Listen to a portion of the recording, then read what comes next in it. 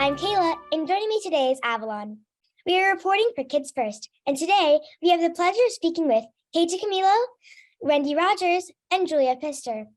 DiCamillo is the author of many fantastic, famous, and incredible books, like Because of Winn Dixie, plus my absolute favorite, The Tale of Despereaux, and The Magician's Elephant.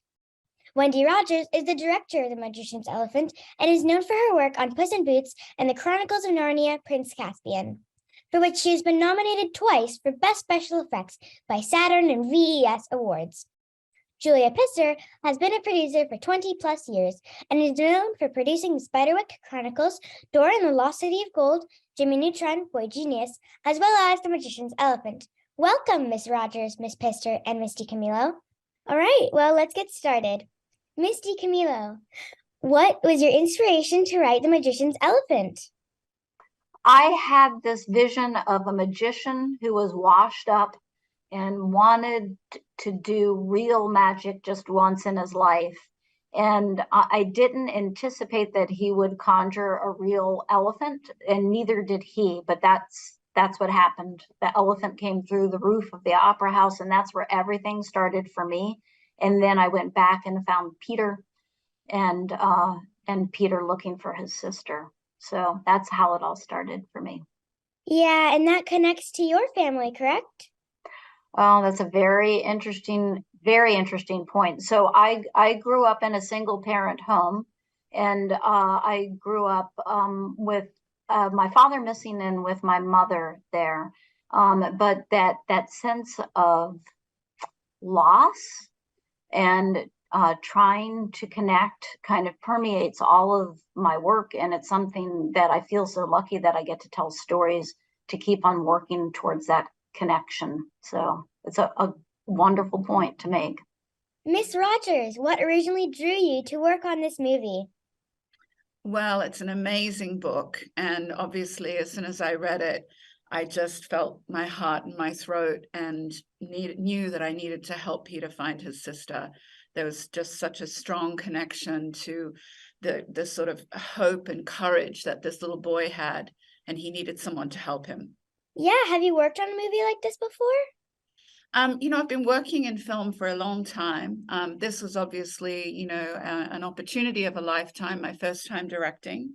An amazing story to tell, and especially amazing to have a project that I had such a strong connection to. So Miss Pistor, the animation in this movie is absolutely spectacular. How did you and the production team come up with this style and bring it to life? It all goes to Miss Rodgers, who is an amazing director, and also to Animal Logic in Australia, who did our animation. So it starts from the beginning with amazing character designs that are inspired by the script, which was inspired by Kate's book and her world. So you design the characters, and then you make models around them called maquettes. And then they went to Australia, where people actually animated them and made them happen. And it takes 3 years. It takes a long time. It's so much fun. But again, I can't take any credit for it. It's all Wendy Rodgers and Max Boas and Yuri Loy and Simon Picard and just an incredible group of people. And we did it during COVID.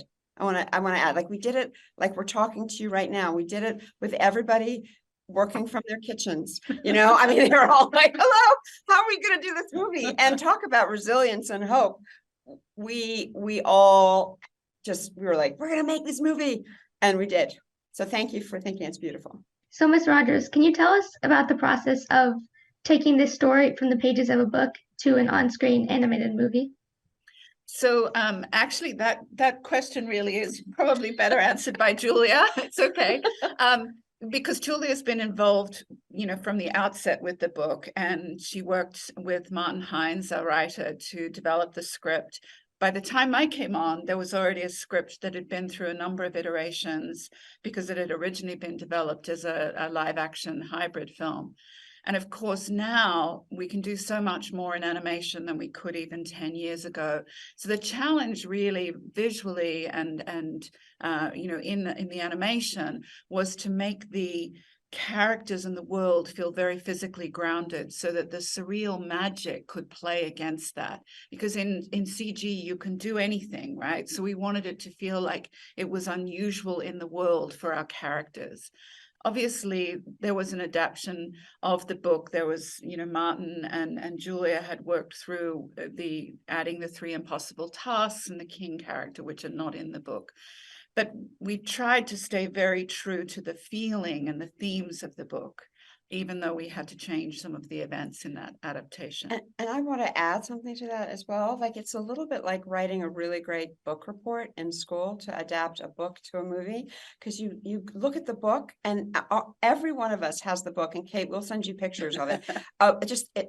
It's underlined, it's dog-eared, there's Post-its. We just kept going to the book, like, what is the book about? What is the theme about? What are the characters are about? What, and then how can that inspire us to tell an incarnation of that story for cinema, which is a different kind of storytelling place. But so yeah, you get inside of it and you feel it, and you keep that feeling through the whole process. If I can just add one small thing as well, sorry. So much. You get so much.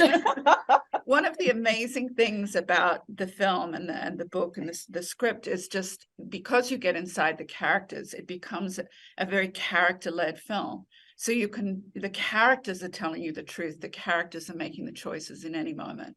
And that's directly from the characters in the book. Yeah. So, Miss Pistor, what did your early collaboration with Miss Rodgers and Miss DiCamillo look like? So Kate's just been amazing. She wrote the book, and she gave us permission to tell our kind of version of her story for cinema. And we have not talked a lot during the process, other than touching base. And the fact that when I started this journey with her, she wrote an amazing letter to my daughter saying, thank you for liking my books, because that's one reason why I wanted to make this movie, because my daughter loved the book and loved Kate. Wendy was, I met her 5 years ago, and it was just such an incredible bond right away. She's like my sister. And we started off in an office just facing each other, and we're just talking about everything. It feels like we have a sitcom going on about us. When we went to COVID and we went to our separate houses, we talked all day long. We end our day with a phone call every day. How are you doing? What's it going? What's the issue? So it's just been a delight. And I will add, it's a delight to work with women. It's just delightful that Kate, Wendy, and I are women leaders getting to make this amazing movie. So yay for that. So, Miss Rodgers, I love the idea and styles of the clouds. Where did that concept come from? So the clouds are based on an actual cloud formation. I love clouds, by the way. I take pictures of them everywhere I go, because one of the things they always remind me of is that no matter where we are in the world, we all share the same sky, right? We share the same planet. Mm-hmm. And you can see the same beautiful cloud formations everywhere in the world, no matter where you are. There's something so inspiring about them. And there's a cloud formation that's called mammatus clouds. It's very unusual. I've never seen it in real life, but you look at the pictures and you're just like, wow, does that really exist? And it does. So that was the inspiration, and we stylized from there quite heavily to fit into our world design. So we always called our clouds boba clouds because they look like the tapioca balls in bubble tea. So boba clouds.